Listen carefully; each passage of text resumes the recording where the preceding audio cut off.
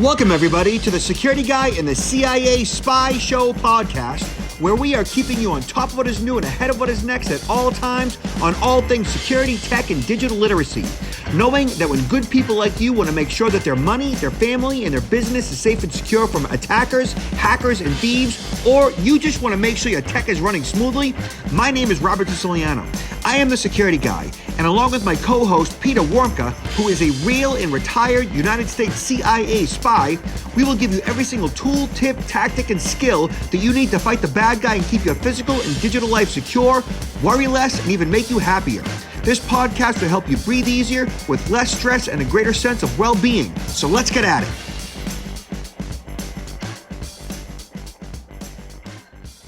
And good afternoon. I am Robert Siciliano, and this is Peter Warmka. We are the Security Guy and the CIA Spy. This is our live broadcast. Peter, say hello to everybody. Hi, everybody. This is fantastic, Robert. How are you doing? Doing very good, thank you. So this is our first LinkedIn Live and YouTube and Twitter and Facebook, and y'all have the opportunity to comment and say nice things and ask good questions. And so we are here to facilitate your digital literacy, cybersecurity, and personal protection. Peter is a retired CIA agent. He spends a lot of his time in Langley. So if you watch Homeland, you'd know what Langley is. And I provide security awareness training, and our team also provides virtual chief information security officer vulnerability scanning and testing. And our podcast is in I think this is our 17th episode, Peter? That is correct. Yes. Yeah.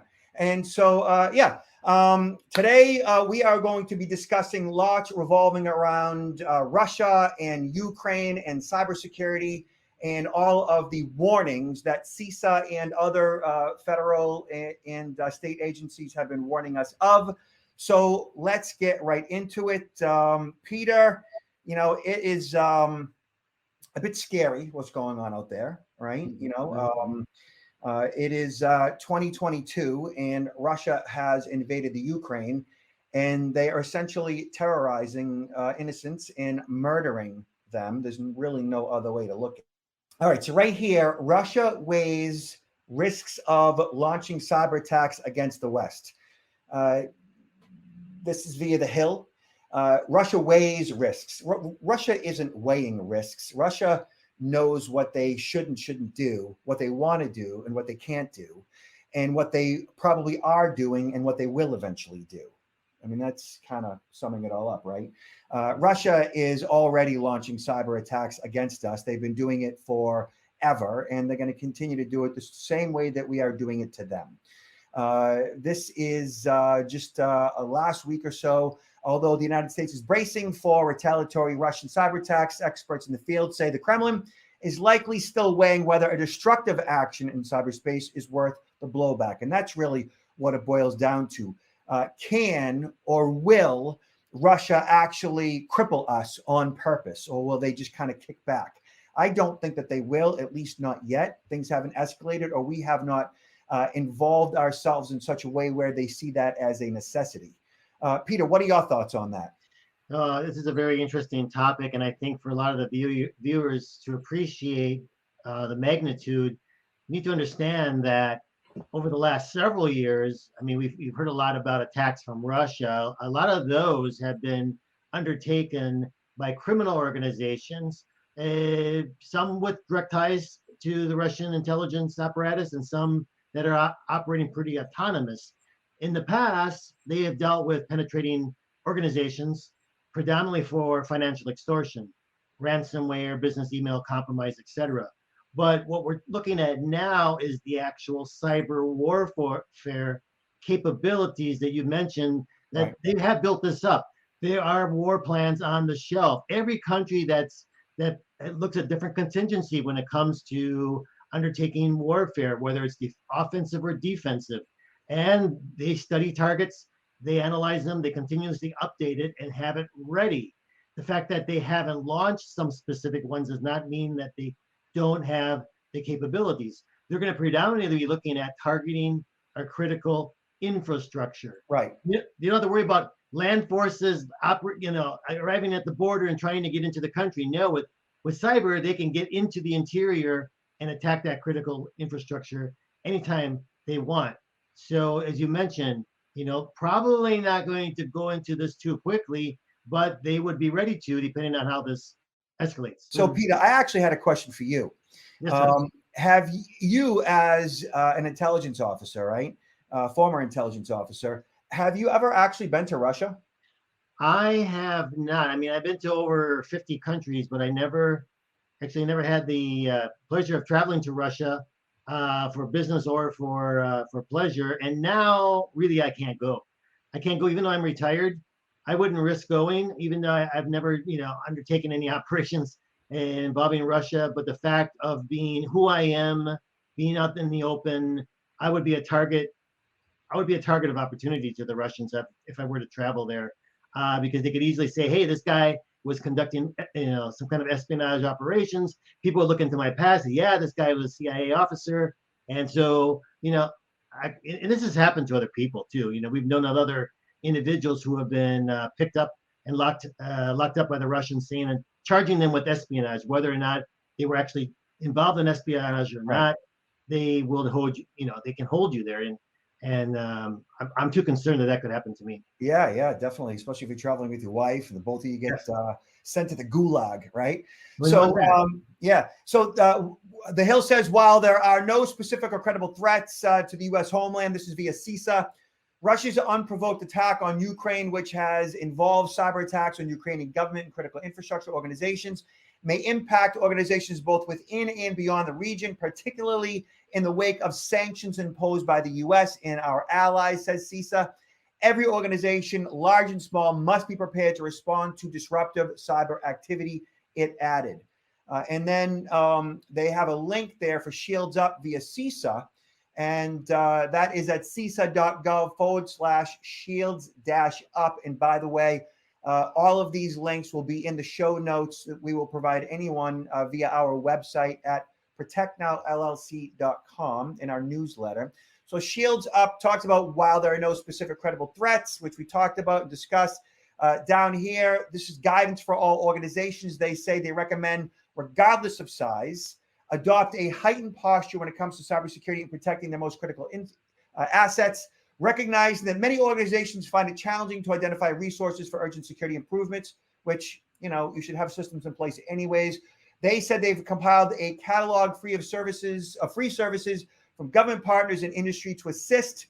They recommend the following: to reduce likelihood of damage, validate that all remote access to the organization's network and privilege or administrative access requires multi-factor authentication, MFA, which you should have anyways, but too many don't.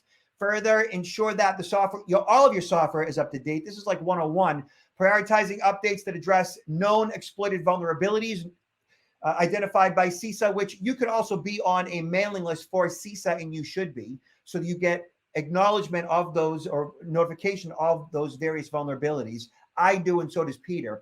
Confirm that the organization's IT personnel have disabled all ports and protocols that are not essential for business purposes. Again, this is something your CIO, CTO, CISO, and so forth would engage in, or your VCISO or your MSSP would do. If the organization is using cloud services like Microsoft 365 or Google Workspace, ensure that IT personnel have reviewed and implemented strong controls outlined in CISA's guidance, and sign up for CISA's free cyber hygiene services, including vulnerability scanning, to help reduce exposure or threats. All of this, again, 101 for your company officers, your IT people, but for your smaller to medium businesses, you may not be engaging in such practices, which might necessitate either a VCISO or a fractional CISO, which either Peter and I could refer you to, and or engaging in an MSSP, which can be really expensive. MSSP being managed security service provider. Again, usually for larger businesses, because you're looking at $20,000-$30,000 a month. Robert, I think we need to emphasize here, because a lot of people, typically even prior to discussions of cyber warfare, they're thinking, well, my firm's too small. No one's going to care about my firm. They're looking at the larger firms. And we many times say, hey, listen, they have attacked, penetrated small and medium-sized firms. And even today with cyber war, it's not looking at specifically attacking U.S. government facilities. If we're looking at critical infrastructure, what percentage of that is owned and operated by the private sector? The vast majority of it. Yeah. So, and within the private sector, there's a lot of interconnections between these companies. So, cannot overlook the possibility that your firm, even though you think you're not directly involved in something large like critical infrastructure, that you might not be a target when it comes to undertaking these type of attacks. Yeah, and then your local utilities, right? Regional local utilities owned by cities and towns, water, electricity. The local water supply might be managed by a couple of guys that are former plumbers, in-house city plumbers that eventually started working for the city water supply for the municipality, and they may not have they may have all necessary skills regarding making sure that everything's running properly, but they might not have the IT background in order to keep the pumps, from getting hacked, right? And that's a big deal. The same thing with the local grid. It could be run by a bunch of local electricians, but they may not have the skills in order to protect that their devices, their network. So here, Yahoo Finance talks about Russia may be primed to attack America's infrastructure, and they've been snooping and sniffing for decades in that regard. I wanted to pull out a couple of key points here. Russia has launched devastating cyber attacks against the Ukraine in the past, including striking portions of its power grid in both 2015 and 16, and in 2017, it launched NotPetya, a cyber weapon so powerful it not only destroyed computer systems across the Ukraine, but also parts of the world. Further, Russia has previously demonstrated its capability to wage cyber war in the US as well, whether through malware or disinformation campaigns during the lead up to the 2016 and 2020 elections and throughout the COVID-19 pandemic. So, yeah, I mean, we are definitely under attack. It's going to get worse before it gets any better. Mm-hmm. And here, the New York Post talks about data wiping software found on hundreds of Ukraine computers, right? And we've seen the same tech, malicious software, malware deployed everywhere in the U.S.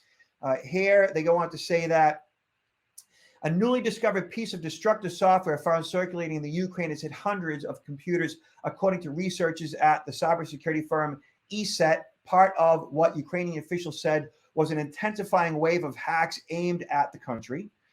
Further, the company said on Twitter that the data wiping program had been installed on hundreds of machines in the country. An attack, it said, likely had been in the works for the past couple of months. Further, Vikram Thakur of cybersecurity firm Symantec, who we know, which is also looking into the incident, told Reuters that infections had spread outside Ukraine. So once an attack like this happens, in the Ukraine, it's easy for that virus to spread elsewhere like a virus does. Looking at COVID, it started in, say, Wuhan, and it spread worldwide pretty quickly. Computer viruses can do much the same. Peter, what are your thoughts on this? No, I agree. And I think the fact that so much of the infrastructure that the Ukraine has right now has been actually developed or supported by the Russians. So they really have excellent access into Ukraine in regards to these type of attacks. So it's very easy for them to undertake these attacks, which they are doing. And I think as you had mentioned earlier, the fact that there hasn't been necessarily any big attacks here in the United States yet. There have been these probes of the water systems, of the dams, not only by the Russians, but of other services as well. The Iranians are really active in this. And so I think our infrastructure really needs to be updated when it comes to IT protection. I think it's very outdated, unfortunately. So there is an article put out by CNBC. Here's how to protect yourself against cyber attack as Russia-Ukraine crisis escalates. Now, I will be the first one to admit that the article itself and the information in it is pretty rudimentary. It's really coming from a personal finance point of view. and it's not necessarily going to help those that are safeguarding our critical infrastructures. However, it's stuff that every mom, pop, small, medium, large business employee, CEO, company officer needs to be aware of. All good information regardless. Just give me 1 second here. Right. So cyber criminals, as we know, capitalize on uncertainty, and that's what's going on with the Russia invasion of the Ukraine, is just the type of upheaval that may put individuals at risk. And, part of what Peter and I do, obviously, is help to secure the enterprise, but of course, B2C, securing the consumer. People like you and I are, we are just as vulnerable. The problem is kinetic warfare is almost always accompanied by cyber warfare, says Vahid Behzadin, an assistant professor of cybersecurity at the University of New Haven. It's unlikely Russia would target critical infrastructure here in the U.S. However, there is a long history of Russian hackers engaging in patriotic attacks against entities not well aligned with the Russian government. We've already seen attempts that happening around the world. He said, all right, so number one, plain and simple, as you should always, really be on high alert. It goes on to say that the types of scams we anticipate range from politically oriented robocalls and texts, which I haven't gotten it yet, to fake donation pages, for the Ukraine in general, trying to get people involved in cryptocurrency to pay via Bitcoin. And then never open an email attachment from someone you don't know, and be wary of forwarded attachments from people who you do know. That's like common sense 101 email security, but a good reminder. Hey, Robert, remember all these scams that were coming up in the beginning of COVID because everybody was searching for information? The same thing is happening now. People are like in updated information regarding what's happening in Ukraine. And so there's that temptation, if all of a sudden they receive an email with a link with a news story or an attachment with information, that they click that on without verifying that this is coming from a valid source. So a lot of these same techniques are being utilized now because this is what's grabbing people's attention. Right, of course. Whenever there's any inclement weather, whether it's hurricane, disaster, world disaster, local disaster, any type of a breach, significant breach, and any type of world issue, there's always criminals have their own editorial calendar, and they build it around stuff that gets our attention, and so choose a strong password. Again, 101. Password should be 12 to 15 characters long, with strategically placed special characters or symbols. I don't actually create my own passwords at this point. I use a password manager. I know that only like 1 out of 10 people use a password manager, and I think that's kind of crazy, because if you're going to have a different passcode across every single account, if it's going to be a strong passcode, the only way to do that really effectively is with a password manager. I don't even know most of my passwords, but my password manager does. Peter, what are your thoughts on that? No, I agree. I haven't used a password manager. I have friends that think they're being very clever or safe, let's say, by having a journal and writing all their passwords down in a journal, or even having a file on their computer that has like a spreadsheet with all their passwords. Once again, it's not that hard for a malicious actor to gain access to all of those passwords. A password manager is much safer. There is probably a good 15 to 20 options out there from password managers. I would recommend that people take a look at them. Some are free, some are for a fee or a small fee. It's definitely worth the investment. Yeah, I recommend starting out with the free version just so you can see if you like it. And then you're going to quickly realize that in order to maintain it, because of the amount of passwords you're going to have, you're going to need to pay for it. And usually a password manager can be anywhere from 20 to 60 bucks a year for a license, and it can work across a number of different devices. And then keep your antivirus software updated, which that makes the most sense. Keep all of your software updated, including your operating system, and update your critical security patches. And you really should be paying for antivirus. Free antivirus, you generally get what you pay for. And with the paid version, you get multiple layers, which include antivirus, anti-spyware, anti-phishing, and a firewall. Use only trusted Wi-Fi resources. So free Wi-Fi, as you know, is unprotected, like at the airport, hotel, resort, out and about. So you want to use either a local password protected, encrypted Wi-Fi, and or use a VPN, also known as a virtual private network, that'll lock down your unprotected, unencrypted, free Wi-Fi. Using a VPN, it's like going through an encrypted tunnel. Mhm. Okay. And of course, don't give out personal information, but that recommendation has limitations. So it says, be particularly aware of any request to provide information such as your birth date, social security number, or bank account. The same goes for information on social media. I give out my social security number at least a couple of times a year for one reason or the other. You know, when you're told don't give out your social, that's not necessarily, you know, reasonable, because if you want to get a loan, if you want to apply for various insurances, if there's certain things that you're going to have to give out your social for, and while you may be hesitant to do so, you're really going to have to do that at different certain points in time. I think that advice is for like the masses who are unaware and will just give out the information anyways.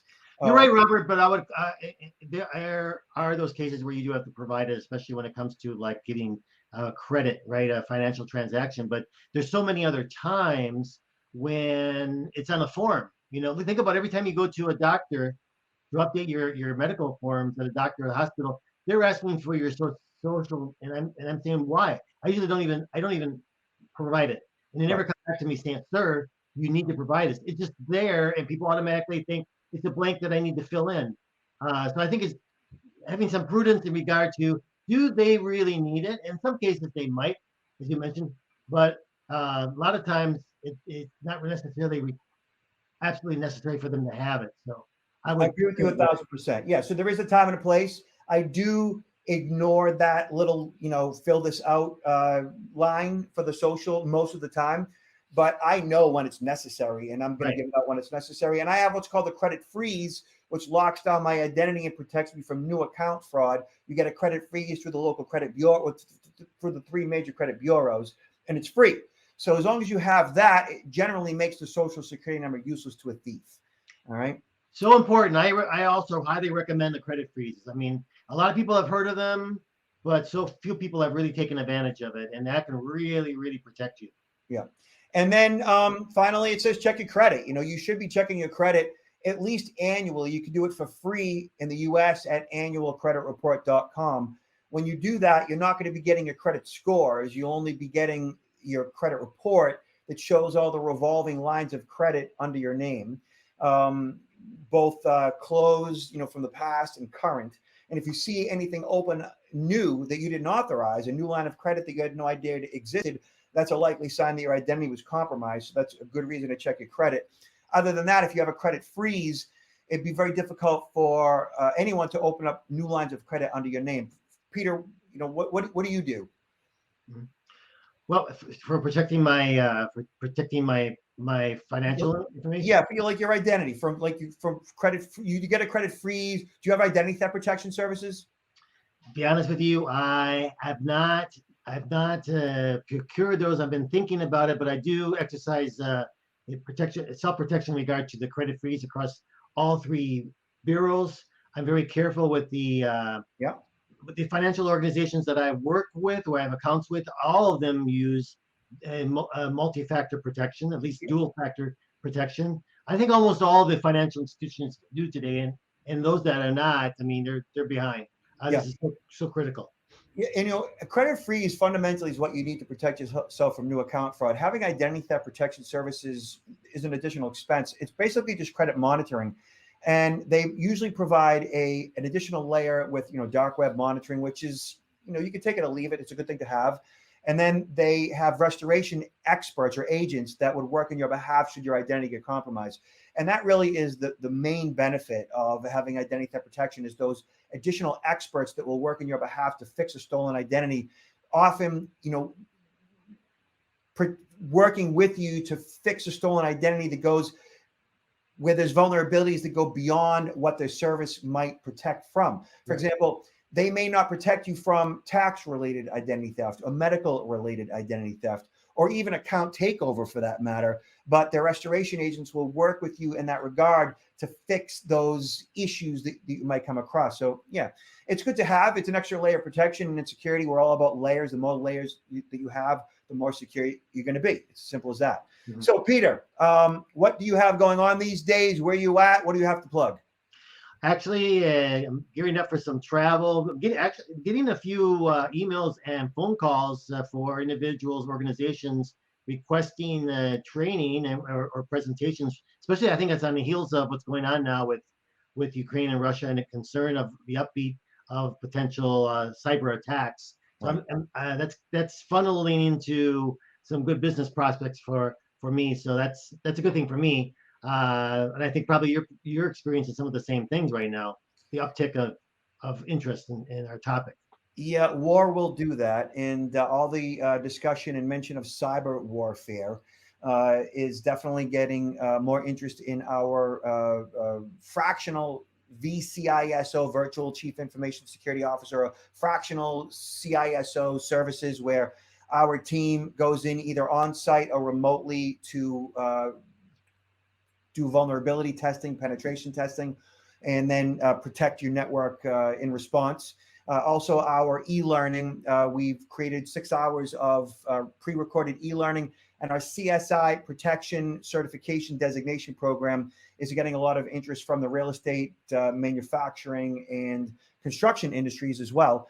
You could see me and my team online at protectnowllc.com. And Peter, where can they see you? Yeah, it's just scrolling on the bottom of the screen, counterintelligence-institute.com. And the site's been recently updated, so those who have visited it in the past, please visit it again. There's some new videos on there and more information about our products and services. Before we close, I do want to put a plug in for. I think it's a very opportune time to be very careful. We have to discern even more today what we are reading, what we are listening to, and what we are taking in as what's going on in this greater conflict, because there is a lot of misinformation out there, especially information that's putting out by the Russians. I mean, right. We talked about this in the past. They've had a program since the 1920s, the Soviets, called active measures, and now we're seeing a lot of specific examples of how this information can really serve to create even greater panic within our country, greater divisions between individuals. And I think we just got to be really, really careful about what we're taking in and trying to verify where is this information coming from.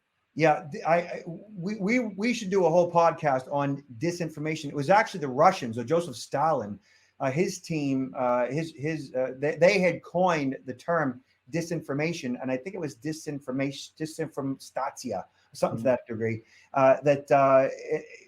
And they use that more against their own people than anywhere else in the world. Yeah. Mm-hmm. Peter, last words? Well, stay safe out there, and let's really think about our poor fellow human beings out in Europe. Especially the Ukrainians. That they're fleeing their country. Women are with their children. They don't know what their future is going to entail. Their husbands, fathers are back home fighting, and we got to really think hardly about them, and keep them in our prayers and our thoughts, and any other thing that we can do to help help support them. Yes, and here in the U.S., just be nice to each other. Just please be patient with each other and be nice to each other. Thank you, Peter. Thank you, Robert. Till next time. Till next time.